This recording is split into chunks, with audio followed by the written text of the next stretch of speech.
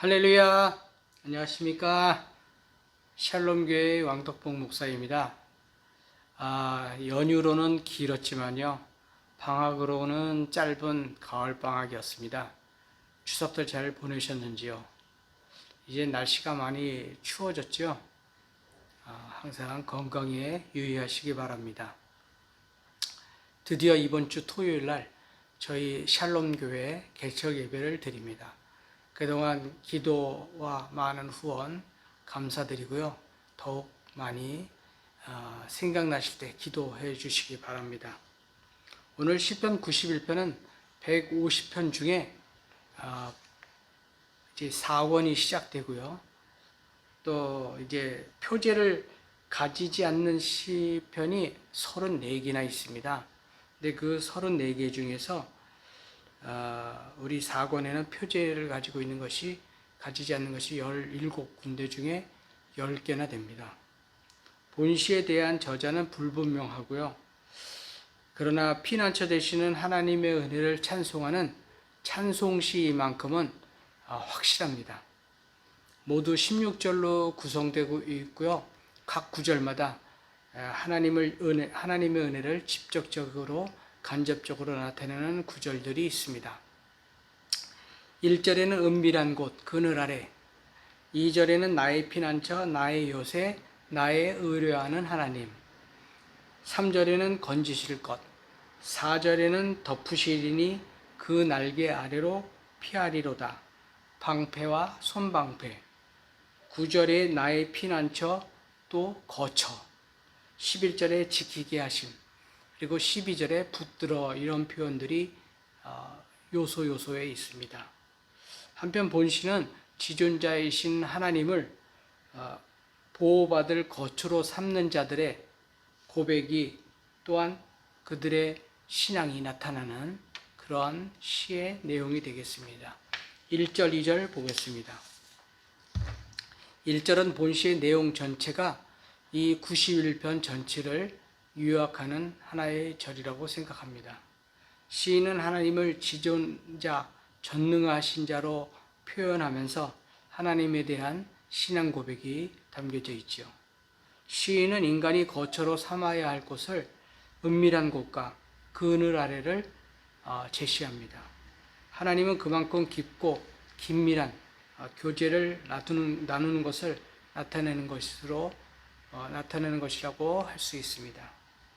시인이 노래하는 바 하나님과 긴밀한 교제를 나누는 자들이 누릴 지속적인 복은 전능자의 그늘에 거하게 되는 것이지요. 2절은 하나님의 보호하심이 그 어떤 세력도 침범할 수 없고, 또 우리를 어떻게 하나님과의 사랑을 잘라낼 수 없는 그런 것이 확고하다는 것을 강조하고 있습니다. 본절에서의 의지의 대상이 하나님을 고백하는 시인은 바로 그와 같이 복 있는 자로, 이는 모든 성도의 고백이 되어야 하겠습니다. 3절, 본절 이하 13절까지는 시인은 독자들을 향해 지존자를 거처로 삼은 자들의 안전에 대한 교훈입니다. 그가라고 하는 표현은 하나님을 지칭하는 3인칭 단수 대명사이죠. 히브리어에서는 본래 동사에 인칭 대명사가 들어있지만 이렇게 인칭 대명사를 따로 쓴다는 것은 하나님을 강조하는 표현입니다. 본절에서도 시인은 하나님을 강조하기 위해서 이러한 단어를 썼습니다. 새 사냥꾼이라는 단어는 온갖 계략과 술수를 동원하여 우리 의인들이나 하나님의 백성들을 공격하고 파멸의 구렁텅이에 빠뜨리려고 하는 악한 세력을 말합니다. 이런 악한 자들은 시인 당시의 시대뿐만 아니라 오늘날에도 얼마든지 우리 주위에 있지요. 그러나 전능하신 하나님은 당신의 그늘 아래 피하는 의로운 성도들을 악한 권세로부터 항상 보호하시는 것을 우리는 믿고 있습니다. 4절, 본절에서 시인은 하나님은 새끼를 보호하는 어미새의 이미지로 강조하고 있습니다. 이 단어는 성전 지성수 안에 언약궤의 그룹 날개들로 속죄소를 덮는 모습을 나타낼 때 사용되었습니다. 내가 그 날개 아래 피하리로다 라는 표현은 논리적으로 보면 성도가 먼저 피하고 그때 하나님께서 날개를 피는 것이 아니라 하나님께서 날개를 핀 곳에 우리가 그것으로 피하러 간다라는 뜻이지요.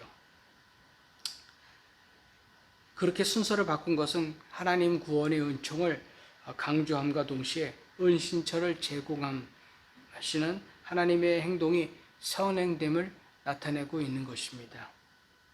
하나님의 백성이라면 꾸준히 그리고 마땅히 하나님께서 제공해 주시는 보호 아래 자기 자신을 의탁할 수 있어야 하지요. 성경에서 본문의 세 단어가 같은 곳에서 사용된 것이 있습니다.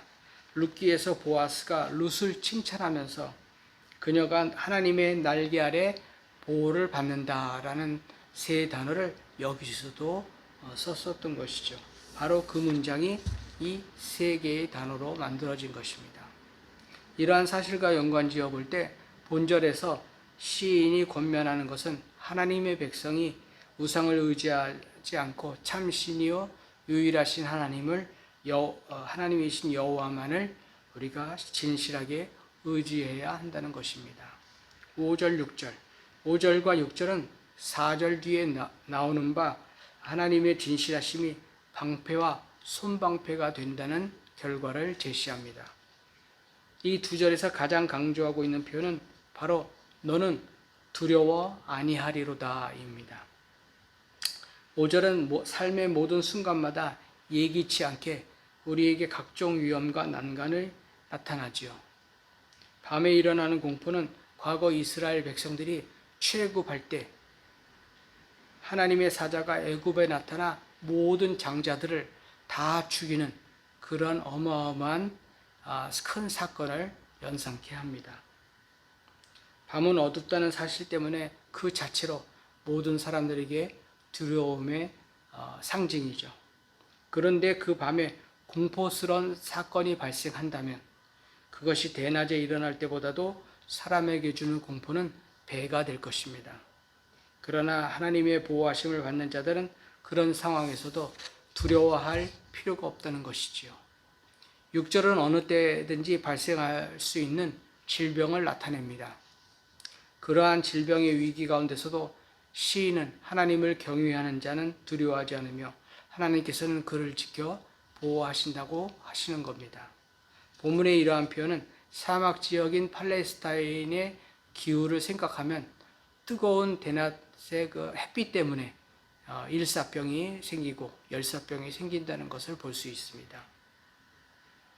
그런데도 시인이 이것조차 두려워하지 아니한다고 고백하는 것은 그만큼 하나님의 안전한 보호하심을 믿고 있기 때문이지요.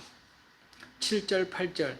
7절에서 시인은 하나님을 의뢰하지 않는 세상 사람들, 우상을 숭배하는 사람들이 공포나 화살이나 역병이나 일사병과 같은 여러 가지 재앙으로 인해 셀 수 없이 많은 사람들이 죽어나가도 하나님을 의뢰하는 백성에게는 그러한 재앙이 덮치지 않는다는 것을 대조적으로 말하고 있습니다. 7절에서 내 왼쪽에서 내 오른쪽에서라는 것은 바로 우리 눈으로 느낄 수 있을 정도로 가까운 곳에서 일이 발생한다는 겁니다. 그걸 또 반복적으로 제시함으로써 이러한 재앙이 우리 눈앞에서 이루어지고 펼쳐진다고 하더라도 우리 하나님의 백성들은 안전하게 보호되고 하나님의 거처로 우리는 옮겨질 수 있습니다. 사람의 손으로 말미암지 않고 자연으로 말미암은 재앙들은 특정 사람들만을 비껴간다는 것은 하나님의 섭리하심이 아니고서는 도저히 있을 수 없는 일이지요. 하나님을 의뢰하는 자, 하나님의 보호하심을 입는 자에게는 모든 재앙이 그를 엄습하지 못한다는 것입니다. 8절은 악인이 재앙을 당하는 상황에서 하나님의 보호하심을 받는 그의 백성은 아무런 해도 입지 않고 단지 재앙을 바라보게 될 뿐이라는 사실이 바로 본문이 전달하고자 하는 이야기지요. 하나님의 의로운 심판이 없을 때는 회의와 절망에 빠질 수 있어도 그의 심판이 악인에게 정당하게 내려지는 것을 보면 의심의 안개가 사라지고 여호와께서 하시는 일을 눈으로 직접 목격하면서 의로우심을 기쁨으로 찬양하게 될 것입니다. 9절 10절 앞선 3절과 8절에서는 지존자를 거처로 삼은 자들에게 누리는 복락에 대한 1차 선언이라면 9절부터 13절까지는 2차 선언이라고 할 수 있습니다. 앞선 2절에서 시인은 여호와는 나의 피난처시다 라고 말씀을 하셨습니다. 그런데 9절에서는 이러한 고백이 나 말고 다른 사람이 고백을 할지라도 또 그 고백을 하는 사람이 하나님의 백성이라면 어떻게 되는지 진술하고 있는 것이지요. 시인은 자기 자신만이 아닌 다른 사람들 역시 여호와를 피난처로 인정하고 있음을 보여줌으로써 그러한 사실은 추호도 의심할 여지가 없는 진리임을 나타내고 있습니다.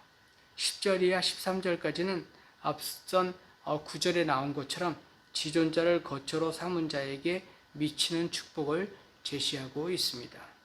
먼저 시인은 그들에게 화가 미치지 않는다고 하지요. 인간은 연약하여 죄에 넘어지기 쉬운 존재입니다. 인간이 죄를 범하는 것은 하나님을 거부하고 하나님을 떠났기 때문이지요. 그러므로 결국 예수 그리스도를 의지하는 자가 곧 의인이며 바로 이러한 사람에게 본문에서 시인이 노래하는 바 여호와의 재앙이 내리지 않는 것입니다. 본절은 화나 재앙이 의인에게는 미치기는 하나 하나님의 허락 없이는 절대 일어나지 않습니다. 이를 분명히 나타내주는 신뢰는 욥의 신뢰를 볼 수 있는 것이지요. 아울러 비록 재앙이 있을지라도 악인이 당하는 것은 그들을 심판하기 위해 주어진 거지만 의인이 당하는 것은 하나님이 주시는 연단 혹은 그들이 잠깐 육신적인 연약함으로 인해서 범한 잘못과 실수를 교정하기 위한 징계로 사용하는 것입니다.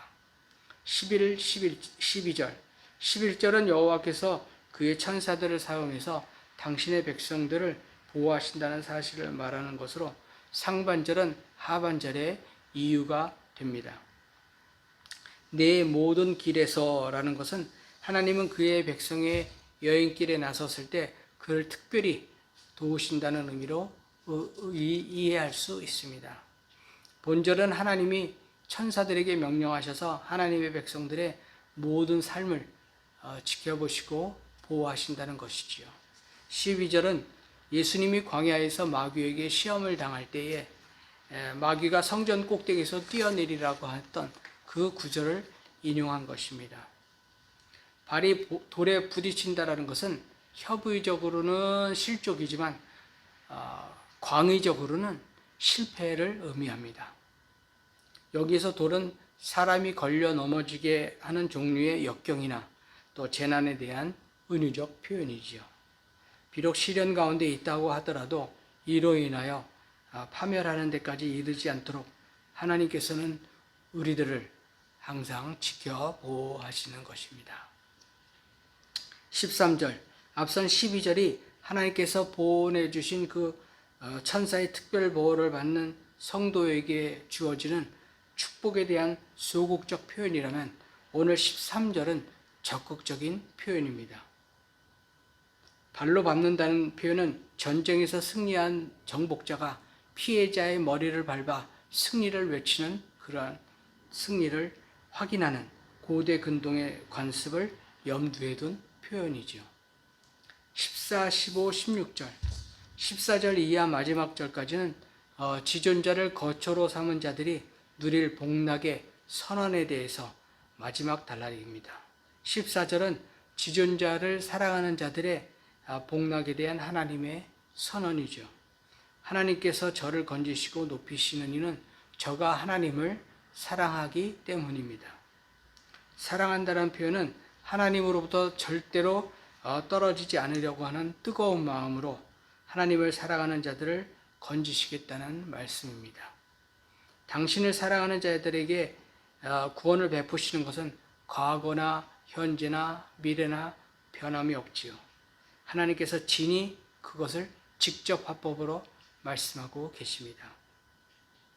하나님의 이름을 안다는 것은 하나님과 긴밀한 관계를 갖고 있으며 그가 나를 사랑한즉 그것의 다른 표현입니다. 15절은 하나님의 이름을 부른다는 것은 하나님의 도움을 요청합니다. 따라서 이는 하나님의 도우심을 구할 때 하나님의 이름을 간절히 부르짖으며 간구하는 모습을 연상케 하지요. 본문에서 하나님의 응답하시는 약속을 주시는 것은 간구하는 자가 죄악을 품지 않고 율법을 지키며 하나님의 영광을 위해 살고자 애쓰는 자라고 이야기하고 있습니다. 본절은 환난에 처한 성도가 좌절하여 넋임치 않고 도리어 새로운 힘과 용기를 가지고 내일을 바라볼 수 있는 근거가 됩니다. 16절은 하나님께서 당신을 사랑하는 자를 장수의 축복을 주신다고 하시는 말씀입니다. 장수는 지금도 마찬가지지만 고대 세계에서는 누릴 수 있는 최고의 축복이라고 할 수가 있죠. 구원으로 그에게 보이리라고 하는 표현은 14절 15절에서 사용된 건진다라고 하는 표현과 마찬가지로 영혼의 구원, 곧 죄를 용서하고 영원한 죽음으로부터 우리를 구원하며 영생을 부여하신다고 하는 의미입니다. 그것은 현세에서 직면하는 갖가지 고난에서부터 벗어나게 한다는 의미를 또한 지니고 있지요. 이상에서 살펴본 시는 여호와를 의지하는 자의 안전에 대하여 노래하는 찬양시입니다. 이는 그 주체나 내용에 있어서 환난 중에 도우시고 피난처 되신 여호와를 찬양하는 제46편과 매우 유사합니다. 그러나 본시가 하나님을 거처로 삼을 때 주어지는 안전과 복락에 대한 찬양으로 시종일관 하고 있다는 점에서 시인의 성숙한 신앙이 잘 드러나고 있습니다. 본시는 확신에 찬 시인의 거듭된 선언을 통하여 굴곡 많은 이 세상에서 승리하는 복된 삶을 살기 위해서는 지존자를 거처로 삼는 지혜를 가져야 하는 영적 진리를 터득해야 한다는 말씀입니다.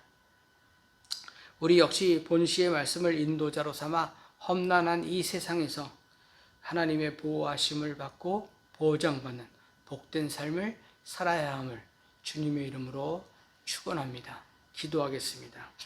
할렐루야. 만유의 주 만왕의 왕이신 하나님 아버지 감사합니다.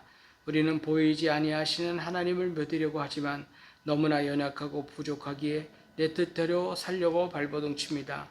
저의 믿음조차 하나님께서 주셔야 믿을 수 있습니다. 저는 아무것도 할 수가 없습니다. 주님께서 함께 해주셔야만 우리가 살 수 있습니다. 주님, 아무리 힘든 고난과 시련이라도 나중 영광을 바라보며 소망하며 나아가기를 원합니다. 주님만 사랑하며 영광 돌리며 찬양하며 평생 주님을 거처로 살기 원합니다. 주님, 매일 반복되는 삶에서 힘과 용기와 담대함을 주옵소서.